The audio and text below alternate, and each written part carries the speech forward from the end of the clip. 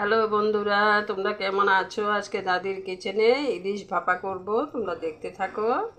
সর্ষে দিয়ে ইলিশ ভাপা করব, তোমরা দেখতে থাকো। যারা ইউটিউব থেকে দেখছো তারা সাবস্ক্রাইব করবে, যারা ফেসবুক থেকে দেখছো তারা ফলো করবে।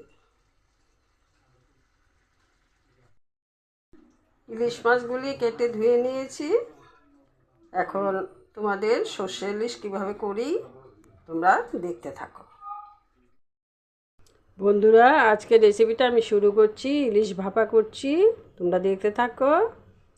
ইলিশ ভাপা করার জন্য কড়াইয়ে আমি একটু গরম জল বসিয়ে দিয়েছি, তার মধ্যে একটা স্ট্যান্ড বসিয়ে দিচ্ছি। জলটা ফুটে উঠলে আমি ইলিশ ভাপাটা এটার মধ্যে বসিয়ে রান্নাটা করে নেব।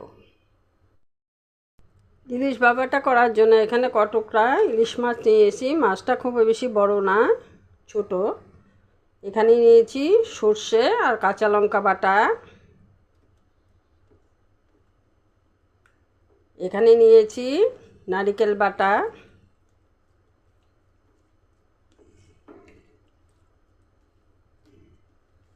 দিয়ে আমি একটু মেখে নিচ্ছি।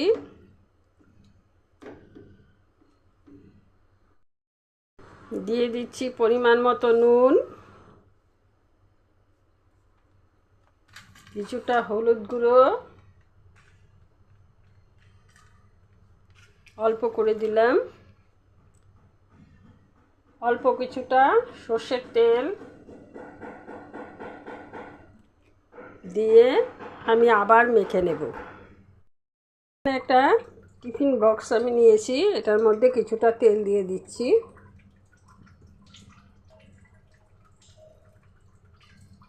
অল্প করে সর্ষের তেল দিয়ে দিলাম।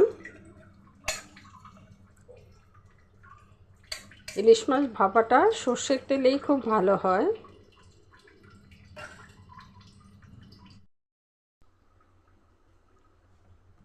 বাটিটার মধ্যে আমি কিছুটা সর্ষে বাটা আর নারকেল বাটা দিয়ে দিচ্ছি।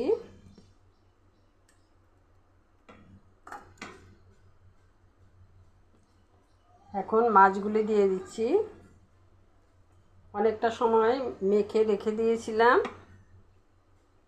নুন হলুদটা ঢুকে গেছে মাছের মধ্যে। এখন সুন্দর করে সাজিয়ে মাছগুলিকে আমি টিফিন বক্সে নিয়ে নিচ্ছি।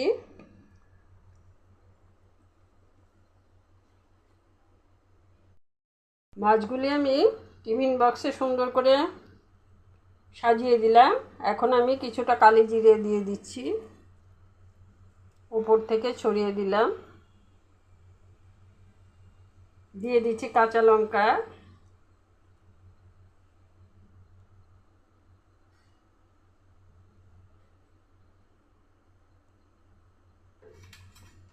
আর সামান্য কিছুটা সর্ষের তেল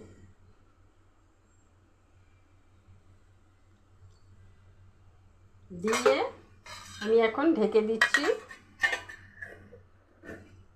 ঢেকে এখন বসিয়ে দেব। কড়ার মধ্যে বসিয়ে দিলাম। টিফিন বক্সটা বসিয়ে দিয়েছি। এখন আমি কড়ার মধ্যে ঢাকনাটা দিয়ে ঢেকে দিচ্ছি 10 মিনিটের জন্য। 10 মিনিট হয়ে গেছে। 10 মিনিট পর ফিরে এসে আমি ঢাকনাটা তুলে দিচ্ছি। এখন এটা নামিয়ে নেব।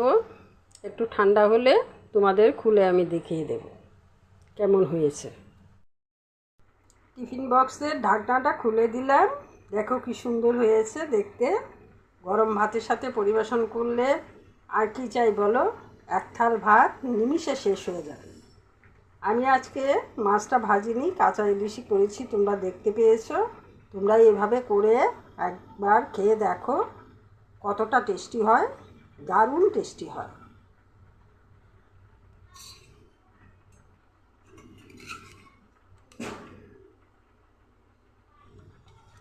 পরিবেশন করে নেব।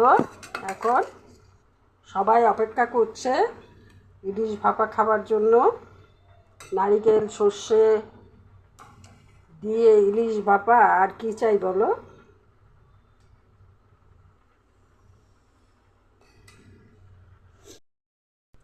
ইলিশ মাছটা আমার খুব বড় ছিল না, ছোট ইলিশ দিয়েই করেছি আমি।